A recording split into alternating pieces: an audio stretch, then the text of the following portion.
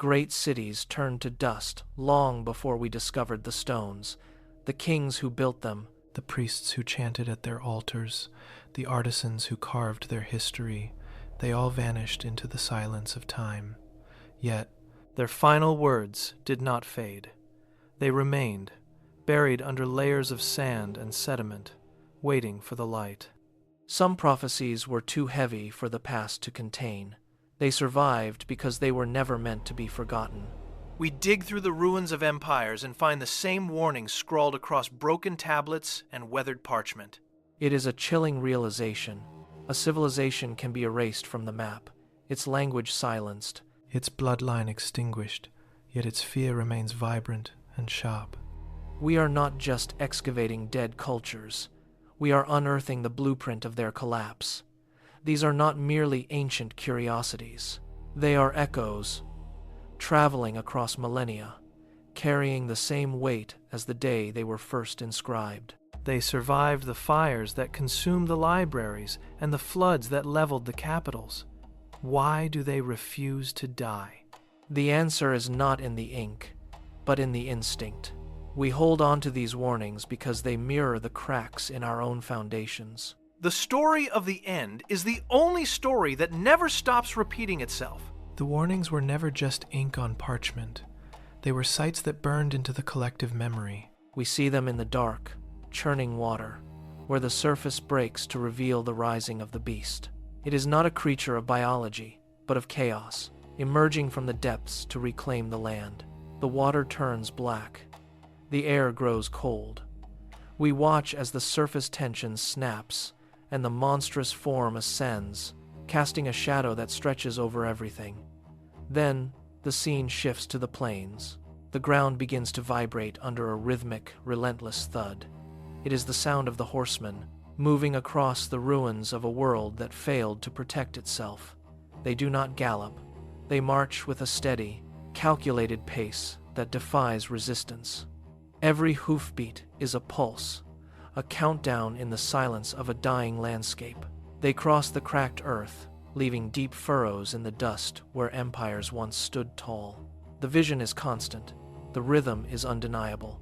It is the sound of an age coming to its final, forced conclusion, played out on a stage of rubble and ash. These images endure because they are the physical embodiment of the end, moving toward us with the weight of absolute certainty. Consider the geography of human history.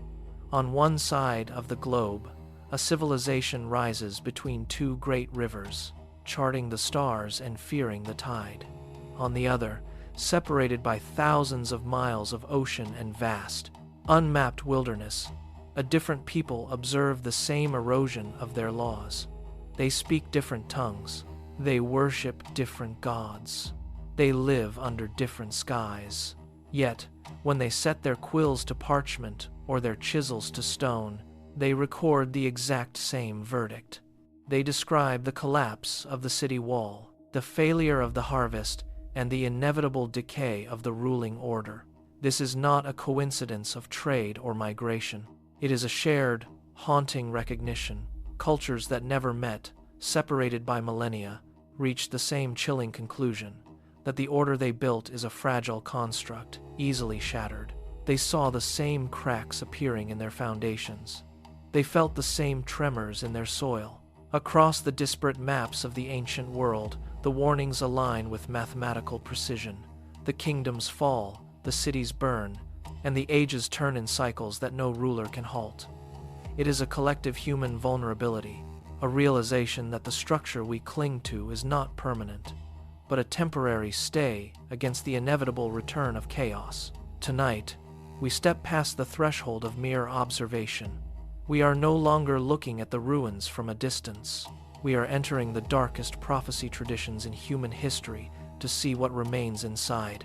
This is not a recitation of myths or a comforting look at ancient superstitions. We are here to dismantle the warnings that refuse to disappear. We will examine the evidence left behind by those who stood at the precipice of their own ends. We will trace the movement of these images from the first stone carvings to the modern screen. Why does the human mind hold onto these shadows? Why do we refine them, sharpen them, and pass them down through every cycle of anxiety. We are looking for the mechanism behind the dread. We are asking why each generation insists that its own time is the final chapter. The investigation begins now. We strip away the layers of interpretation to find the raw, unvarnished fear that birthed these prophecies in the first place. Put aside your expectations of linear history. We are moving into the archives of the unthinkable. Keep your eyes on the pattern, for in the shadow of the unknown, we are about to see exactly what happens when the warnings finally take hold. Prophecy was never intended as a forecast for the distant future. In its earliest, most raw forms, it was a language of crisis. When an empire's foundations cracked, when a plague swept through a city until the streets grew silent, or when sacred temples were reduced to ash, the survivors stared into the wreckage and demanded an explanation. They did not look to the stars for a prediction.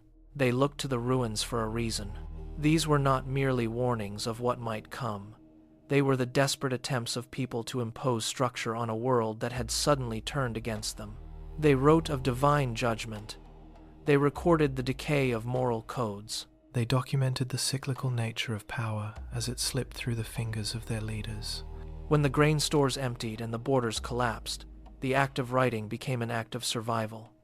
By mapping their trauma onto a narrative of inevitable decline, they transformed senseless tragedy into a story they could hold. They were not predicting the end of the world. They were describing the end of their own, using the only words they had left to process the devastation. These texts were never meant to be hidden in dusty libraries. They were mirrors held up to the jagged edges of a broken present. When a scribe dipped a reed into ink, he was not trying to capture the fate of a world thousands of years away. He was recording the smoke rising from his own courtyard. He was documenting the exact sound of a city wall falling under the weight of an invading army. These records functioned as a tactile response to immediate, suffocating loss. When a reader from a later generation picks up these fragments, the distance of centuries dissolves. They see the same desperation reflected on the page. They recognize the rhythm of the collapse. It feels personal because the core of the human experience remains unchanged. The fear of losing one's home, the sight of a familiar street becoming unrecognizable, and the sudden silence of a once bustling market. These are the shared human constants. The prophecy provides the vocabulary for the suffering. It gives a name to the chaos. By identifying their own struggles in these ancient, blood-stained accounts, survivors stop feeling like victims of a random accident. They see themselves as part of a recurring, identifiable pattern of history. Time acted as a filter. As these accounts were copied, translated, and carried across borders, the original context began to peel away like dry paint. The specific names of fallen kings were forgotten. The local details of a famine in a distant province blurred into generic tragedy. For generations living in their own quiet periods of instability, these records were no longer archives of past defeat. They became something more potent. A reader in a new century would open a scroll and find not a witness to a dead city, but a template for their own. The transition was subtle, then absolute. The shift began when they stopped reading these words as reflections of what had already occurred and started reading them as instructions for what was yet to come. They began to treat the text as a code. Every vague metaphor was scrutinized for hidden intent. Every mention of a drought or a fire was measured against the current state of their own borders. They were no longer studying history. They were seeking destiny. By divorcing the prophecy from its historical anchor, they turned a record of local suffering into a universal, pre-written script for the future, convincing themselves that they were finally reading the truth. Once the transition was complete, the prophecy ceased to be a mere text. It became a cartographic tool for the end of days. Every major upheaval, every sudden shift in the landscape, was treated as a coordinate on a pre-existing map. When a plague decimated a city, observers did not look for medical causes. They looked for the specific verse that matched the symptom. When a river changed its course or a forest burned, The event was immediately pinned to a prophetic signpost. This process created an eerie, self-reinforcing feedback loop. If a famine hit, they searched the ancient scrolls until they found a passage about hunger. Once found, they declared the prophecy fulfilled. They ignored the thousands of days where nothing happened, focusing only on the rare, coincidental alignment. This turned history into a series of confirmations. The world felt smaller, tighter, and entirely predictable. People walked through their lives with the grim certainty that they were merely actors in a script written millennia ago. They no longer feared the unknown. They feared the arrival of the next inevitable checkmark. The map dictated the path, and every disaster, large or small, served as proof that the route was already set in stone. Consider the imagery found within the Book of Daniel or the Book of Revelation. We encounter beings that defy natural law, monstrous, hybrid creatures rising from the churning sea. These visions are not merely chaotic nightmares. In their original context, they functioned as precise, stinging allegories for the crushing weight of imperial power. When a kingdom marched its legions across a border, when it leveled a city, or when it taxed a village into starvation, it did not feel like a political negotiation to the survivors. It felt like a beast. These monsters were the embodiment of the relentless, sprawling reach of corrupt empires that devoured the small and the weak. The scales, the iron teeth, and the multiple heads were not meant to be read as biological anomalies. They were visual shorthand for the machinery of conquest, the sheer, immovable force of a state that could crush individual agency beneath its heel. By transforming the political into the monstrous, these ancient writers gave a face to the suffering caused by centralized, unyielding authority. They understood that when an empire grows large enough to blot out the sun, it ceases to be a government and begins to act like a predator in the dark. Notice how these symbols endure long after the empires that inspired them have turned to dust. A beast is not just a monster of iron and scales. It is a conceptual placeholder for any overwhelming force that threatens the status quo. It is the shadow cast by an unyielding corporate entity, the sudden rise of a volatile political movement, or the silent, creeping pressure of an economic collapse. The symbol is a vacuum. It waits for the anxieties of the living to fill it. When the world feels unstable, the mind reaches for the oldest, sharpest tools in its kit. We do not need a literal dragon to fear the end. We need a vessel for our collective dread. By stripping the beast of its specific historical origin, we make it dangerously immortal. It becomes a permanent feature of our psychological landscape, ready to be summoned whenever the structures of our daily lives begin to tremble. This is why the warning persists. It is not an antique relic kept in a museum of ancient thoughts. It is a living, breathing template that allows us to label the unthinkable, ensuring that even in a new age, the old terror remains exactly where we left it. If the beast is the face of oppression, the four horsemen are the anatomy of collapse, conquest, war, famine, and death. These figures provide a rigid, terrifyingly flexible structure for the cataloging of human misery. They act as a sequence, a rhythm that the mind can follow even when the world is tearing itself apart. By framing these catastrophes as a procession, ancient texts turned random, chaotic violence into an expected, archetypal event. When famine strikes, it is not merely a shortage of grain. It is the arrival of the third rider. When borders burn, it is the herald of the second. This imagery creates a sense of order within the slaughter. It tells the witness that their pain is not an anomaly, but a necessary turn in a cycle that has been written into the very architecture of existence. By reducing complex political and environmental failures to these four distinct entities, history provides a vocabulary for the unthinkable. It forces the reality of war and the cruelty of hunger into a narrative box that is easy to recognize and impossible to ignore. In this framework, suffering becomes inevitable, a scheduled appointment with the end of things. When a new plague emerges or a global system begins to fracture, the modern mind does not look for new words. It reaches into the debris of history. It retrieves the ancient seals and the forgotten trumpets. This is not a search for literal truth, but a desperate grab for a language that can contain the scale of the present horror. We project our contemporary instability onto these archaic images because they are already primed for catastrophe. A viral outbreak becomes a pestilence. An economic collapse becomes a drought of the spirit. These are not merely metaphors. They are functional tools. By mapping the unknown onto the familiar, we force the chaos into a shape we can name. The ancient warnings provide a ready-made vocabulary that turns the confusion of the present into a recognizable, albeit terrifying, sequence of events. We adopt these symbols because they make the unthinkable manageable. They allow the witness to categorize their trauma as a known quantity, a cycle that has been described before.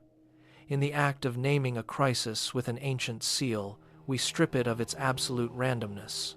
We make it part of a story that has already been told, even if that story ends in ruin. In the ancient Mediterranean, the authority of prophecy did not rest on the clarity of its words. It resided in the shadow of the unknown. Consider the Pythia at Delphi. She did not broadcast messages to the masses in the town square. She was a figure of absolute seclusion, consulted only when the state faced a threshold it could not cross. When plague ravaged the city, or when an army stood at the gates, the leaders did not consult maps or logistics. They traveled to the mountain. They stood in the heavy air of the temple, waiting for a voice that was intentionally difficult to parse. The authority of this process was tied directly to the silence that surrounded it. It was a guarded, rhythmic, and high-stakes ritual. The Pythia was not a reporter of the future. She was a conduit for a mystery that refused to speak in plain terms.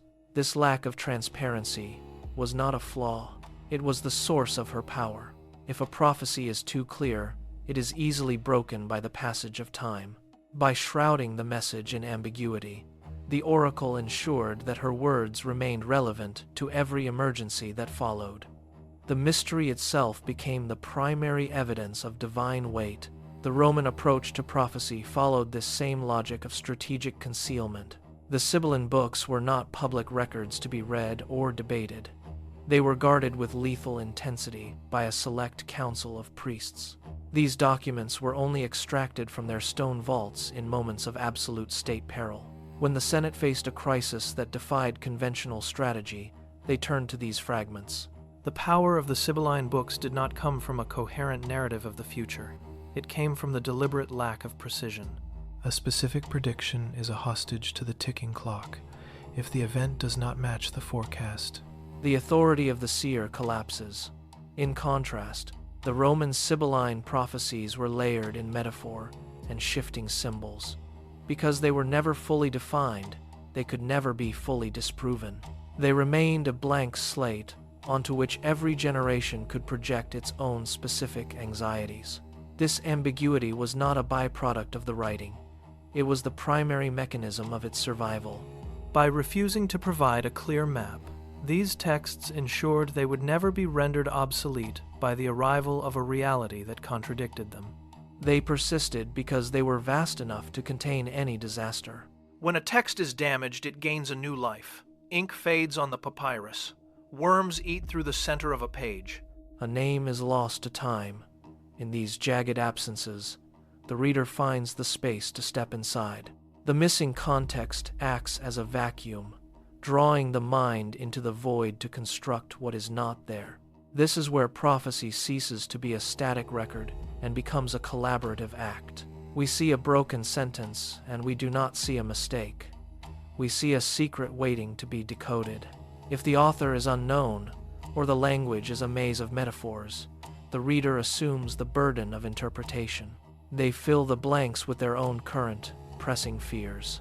They take a fragment of a dead city's collapse and graft it onto the tremors of their own modern world. This process transforms the audience from passive observers into active participants. They are no longer just reading a warning. They are building a map for their own destruction. By forcing the reader to complete the thought, these ancient voices ensure that the fear remains personal, immediate, and impossible to ignore. We do not just read the prophecy, We rewrite it to fit the shape of our own anxiety. These voices never truly went silent. They were merely waiting in the archives of human memory for the right disaster to strike. When a currency collapses or a border shifts, the silence of the past is shattered by the sudden, frantic reappearance of these old warnings. People do not just remember the text, they reactivate it. They pull the ancient scrolls from the dust, searching for a mirror to their current catastrophe. The tension mounts as the modern crisis maps perfectly onto the ancient imagery of ruin. It is a feedback loop. The threat in the present moment justifies the validity of the warning from the past. Every time a city burns or a plague sweeps through a population, the same lines are quoted, the same symbols are invoked, and the same fear is amplified. The prophecy gains a fresh pulse of life with every new disaster. It is not that the prophecy remains relevant by coincidence. It remains relevant because we demand that it be so. We treat these texts like dormant embers, ready to be fanned into a blaze by the wind of our own insecurity.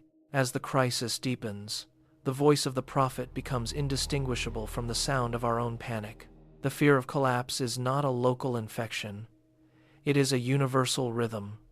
Across the map, diverse civilizations arrived at the same conclusion.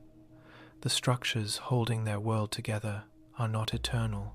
We see it in the records of empires that dissolved into sand, and we hear it in the accounts of those who watched their cities turn to ash. The dread is a shared heritage. It does not matter if the prophecy speaks of a sudden, violent rupture or a slow, grinding decay. The core recognition remains identical.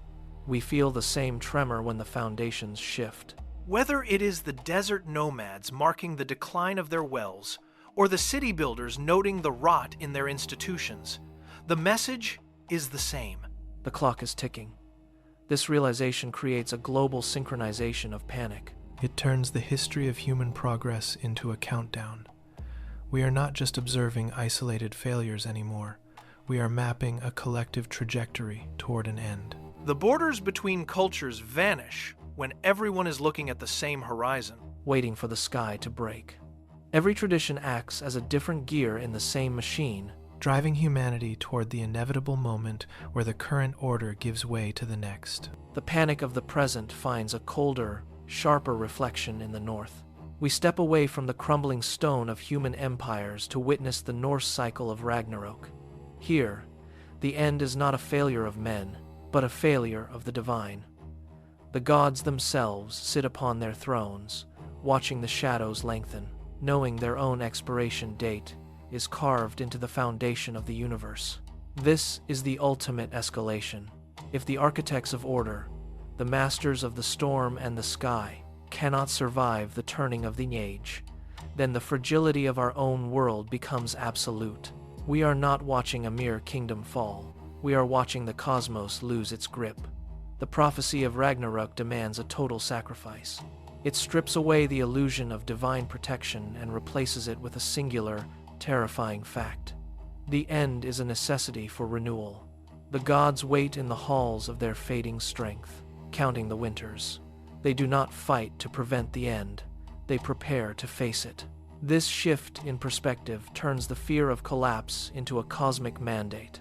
The stage is set for a conflict where every victory is a precursor to ruin, and every god must stand ready to fall into the dark. The sky splits. The first tremor is not in the earth, but in the light itself. The sun darkens, eclipsed by the sheer weight of the approaching fire. Across the bridge of Bifrost, the air ignites. The giants arrive, their footsteps shattering the frozen crust of the world, while the sea boils under the passage of the Midgard serpent. This is the promised collision. Every sword is drawn. Every shield is raised. The gods emerge from their halls, not to rule, but to meet the flame. The fire spreads from the roots of the world tree, licking upward to consume the rafters of the heavens. It is a torrent of heat that turns stone to glass and air to ash. The clash is deafening. A roar of iron meeting iron, drowned out only by the sound of the world's framework groaning under the pressure. There is no retreat. The battlefield expands until the horizon is nothing but a wall of orange. A curtain of heat closing in on the last defenders of the old order. The gods strike. The monsters tear, and the fire consumes the distance between them. The conflict reaches its fever pitch, burning away the last remnants of the sky, leaving only the blinding, final light of the end. The fire of the north leaves behind nothing but ash. Yet there is a different, deeper terror in the Vedic cycle. We turn from the sudden crash of the hammer to the slow, silent drip of the Kali Yuga. Here, the world does not break in a day. It erodes. It is a long, entropic slide where the foundations of truth are ground down by the friction of time. We see the decline in the way trust fractures between neighbors. We hear it in the corruption of language, where words lose their weight and promises lose their meaning. It is not an invasion by giants, but a creeping decay of the moral order. The structure of society thins, stretched until it becomes translucent, then transparent, then gone. Knowledge is forgotten. The sacred texts are misread, then abandoned, then lost to the rot of indifference. This is the weight of the Kali Yuga, a relentless, grinding decline that makes no noise. It is the slow cooling of a sun that refuses to set, leaving the world to shiver in the dim, gray light of an age where the difference between right and wrong has been eroded into the dust of memory. The decline accelerates until the threshold is crossed. We reach the nadir of the age. In the marketplace, merchants trade in shadows, selling promises they know are lies. The social compact dissolves entirely. Neighbors no longer look at one another. They look through one another, eyes darting for threats that exist only in the fever of their own minds. Tradition is not just ignored, it is actively dismantled. Temples stand empty, their stones overgrown with weeds, while the people turn to the discord of the streets. The very air feels heavy with the static of conflicting truths. There is no central authority left to anchor the common reality.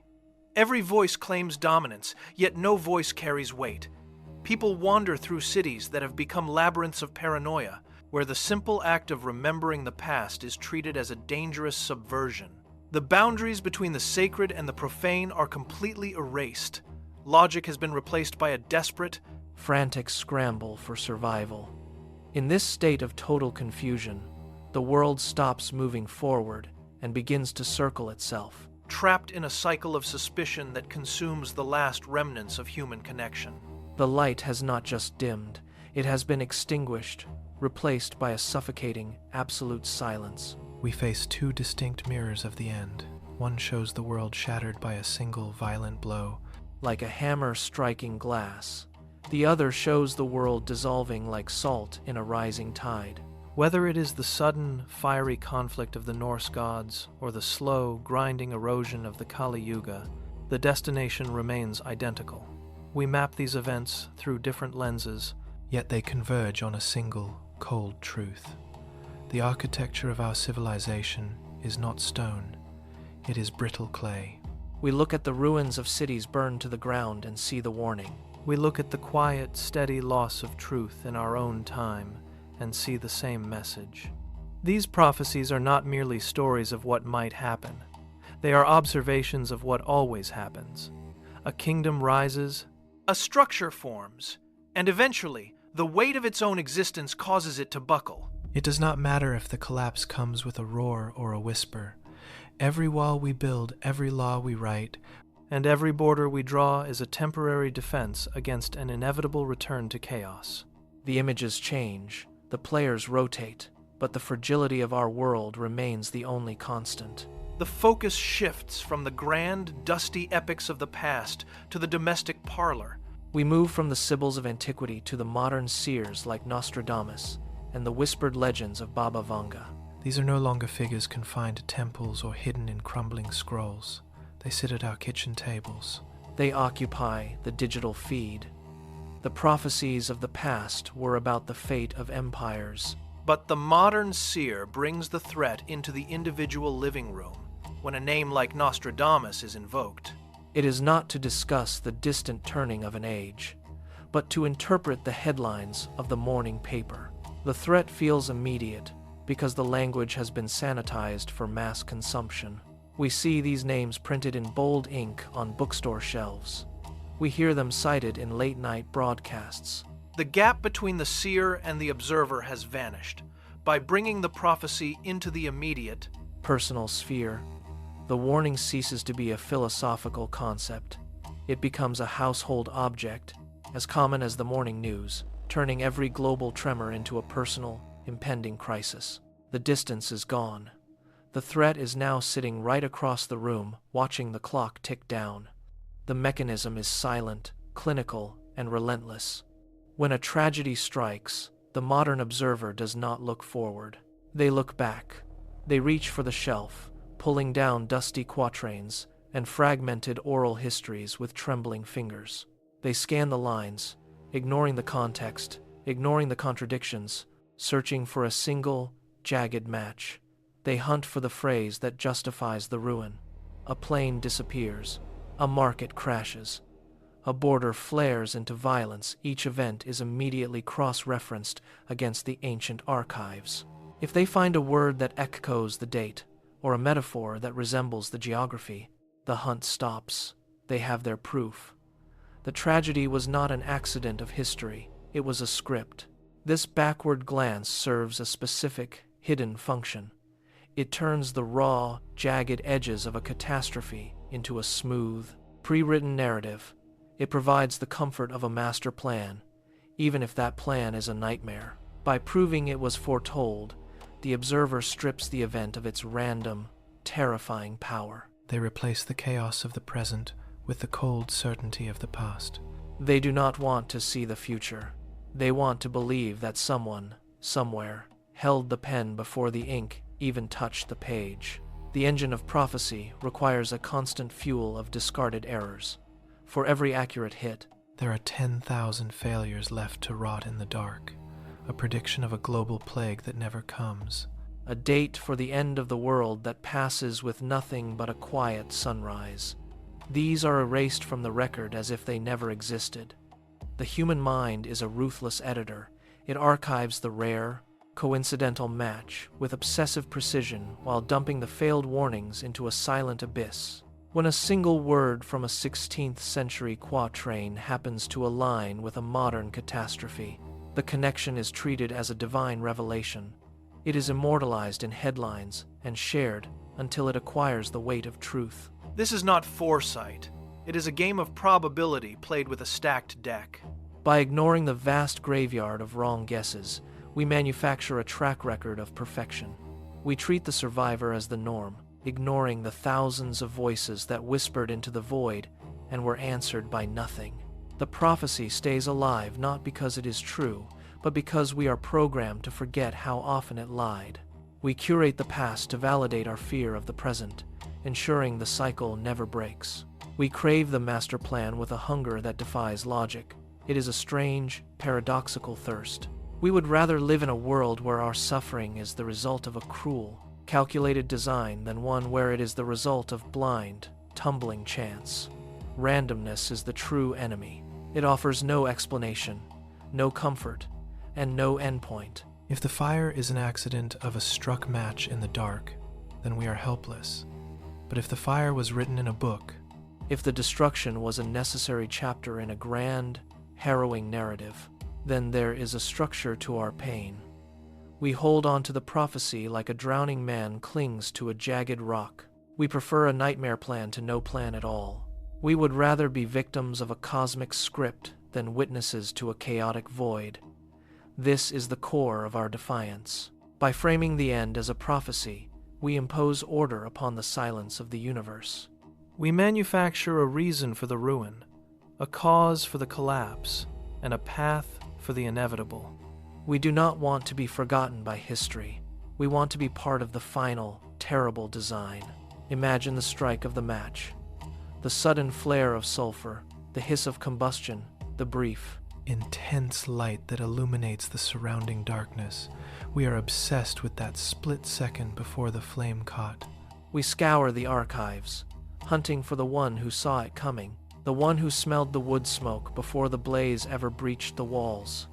This is not mere curiosity. It is a profound, aching desperation. We want to believe that someone, somewhere, held a map of the destruction. We want to believe that the fire was not a senseless act of folly, but a long-prepared event. An inevitable tragedy that could be traced back to a source. We stare into the glowing embers of our own catastrophes, trying to read a warning in the ash. We are reaching for a hand in the dark, hoping to find a witness who can validate our fear. If we can prove the fire was foreseen, we convince ourselves that we are not entirely at the mercy of the flames.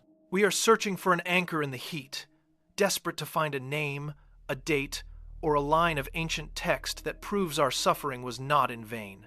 We want the world to be a story, even if the story ends in ruin. The machines are silent. The institutions that promised us safety, the banks, the governments, the global grids now look like hollow shells, shivering under the weight of an unpredictable sky. We watch the sea levels rise and the power grids fail, and we find no solace in the language of statistics. Data provides no comfort when the ground beneath us feels unstable. When the modern world fails to deliver answers, we instinctively pivot. We turn away from the cold logic of the present and retreat into the dust of the past. We are not looking for policy, we are looking for omens. Every sudden storm is measured against the ancient seals. Every technological collapse is mapped onto the old, crumbling parchment of long-dead prophets. We are living in an era where the future is a blurred, terrifying horizon, and because our current tools cannot pierce the fog, we reach for the primitive. We are desperate for a lineage of warning. We scour the old texts, not because they are accurate, but because they are ancient, and in our panic, we confuse age with truth. The more the modern world fractures, the more we lean into the archaic, convinced that the answers are hidden in the lines of prophets who never saw a computer, yet somehow, we believe, saw our end. We take the chaos of the present and force it into a frame. A modern state, with its satellites and high-speed networks, is suddenly stripped of its complexity and renamed. We call it the beast. We look at a global economic shift, a sudden crash of markets, and we pin it to the ancient seals. We map our anxieties onto the old monsters. By labeling a government as a biblical adversary, we achieve something impossible. We turn the terrifying, sprawling mess of modern history into a predictable, manageable story. We are not just observing events. We are actively crafting our own demons. A politician becomes a herald of the end. A corporate conglomerate becomes a rising leviathan from the sea. This projection acts as a psychological armor. If the enemy is a beast from an ancient prophecy, then the enemy is not a random fluctuation of global systems. It is a scripted character in a play that has already been written. We prefer the terror of a known monster to the paralyzing silence of a random, uncaring universe. We paint our fears in the colors of the past so that we might feel, for one fleeting, desperate moment, that we know exactly what is coming next. We reach the heart of the contradiction. If it was written, then it is not random. That simple shift in perspective changes everything. When we read the signs of the end, we are not just observing a catastrophe. We are participating in a grand, preordained design. There is a strange, cold comfort in that. To believe in a prophecy is to believe that the chaos has a purpose, even if that purpose is our own destruction. We find a terrifying stability in the idea that our downfall was etched in stone millennia before our birth. It transforms a random accident into a fated exit. We stop fighting the terrifying uncertainty of the present and instead lean into the rhythm of the collapse. We watch the cities burn and the systems buckle. And we tell ourselves that this is not a mistake, it is a cycle. It is the turning of an age. This is the ultimate paradox of control. We would rather be victims of a scripted nightmare than orphans of a chaotic, indifferent reality. We grasp at the prophecy because it promises that someone, somewhere, knew the fire was coming before the match was even struck. We trade our freedom for the certainty of the end, finding peace only when we are convinced that the final chapter is not a tragedy, but a conclusion. We are hardwired to look for lines in the static. When the world refuses to offer a coherent shape, our minds reach into the archives of antiquity to manufacture one. We are pattern-seeking creatures, clawing for meaning in the debris of history.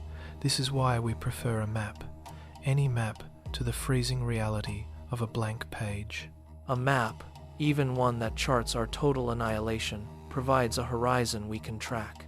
It gives us a direction, a sequence of events, and a target for our dread. Without it, we are left standing in the dark, staring into a vast, indifferent silence where no gods speak and no endings are foretold.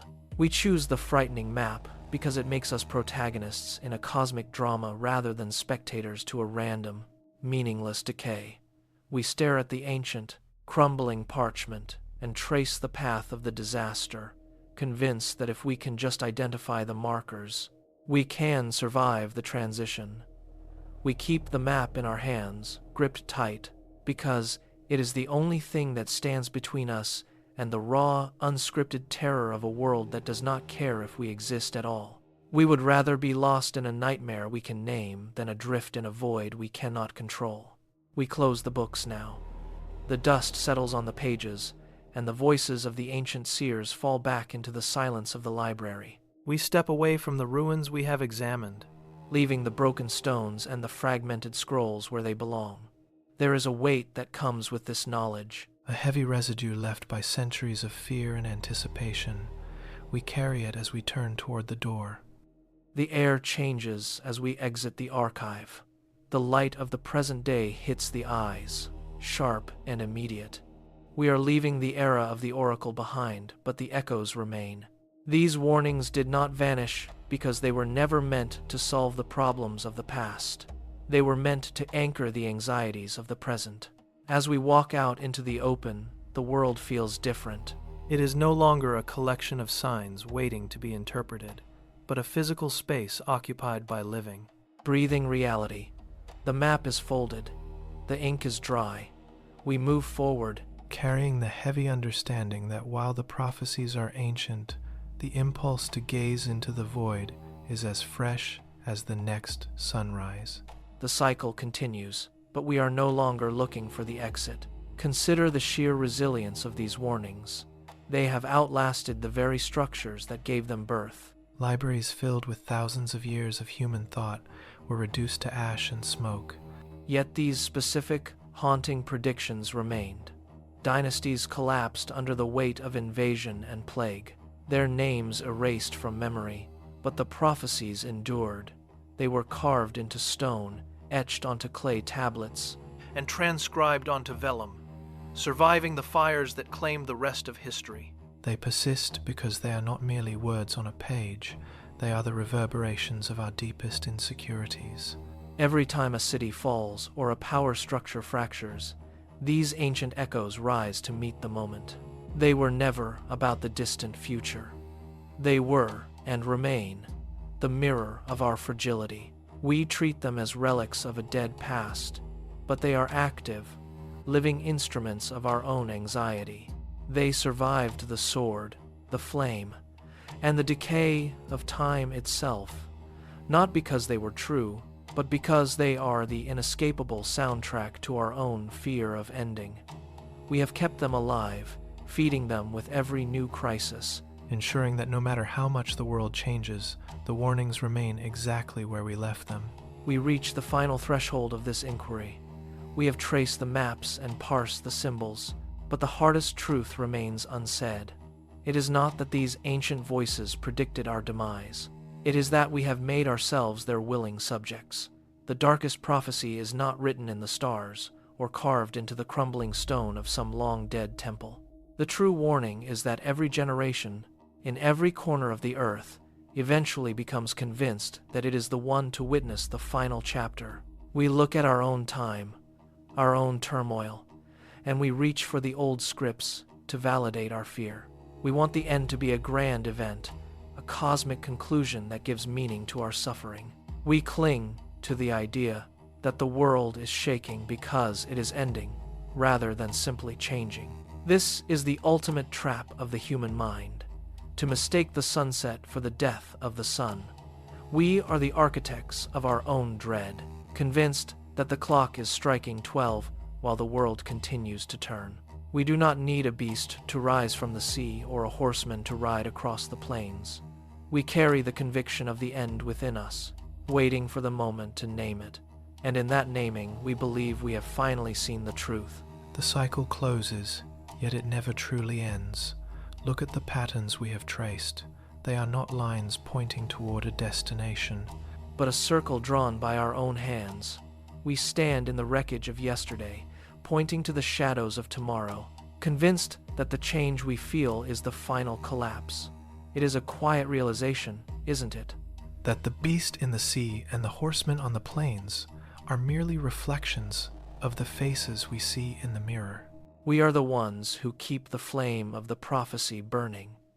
We are the ones who find comfort in the chaos, because a world with an ending, even a terrifying one, feels more intentional than a world that simply drifts. As the dust settles over the ruins of old empires, we continue to search for the next sign. We wait for the trumpet to sound. We watch the horizon for the first sign of the fire. But the world turns, the seasons shift, and the sun rises again on a new generation that will stand exactly where we stand, asking the same questions, feeling the same weight of the end, and finding the same ancient maps to justify their fear. The warning is not that the world will stop. The warning is that we will never stop watching for it to happen. History is a long, rhythmic pulse of anticipation. And we are the heartbeat, forever caught in the echo of a story we tell ourselves to feel less alone in the dark.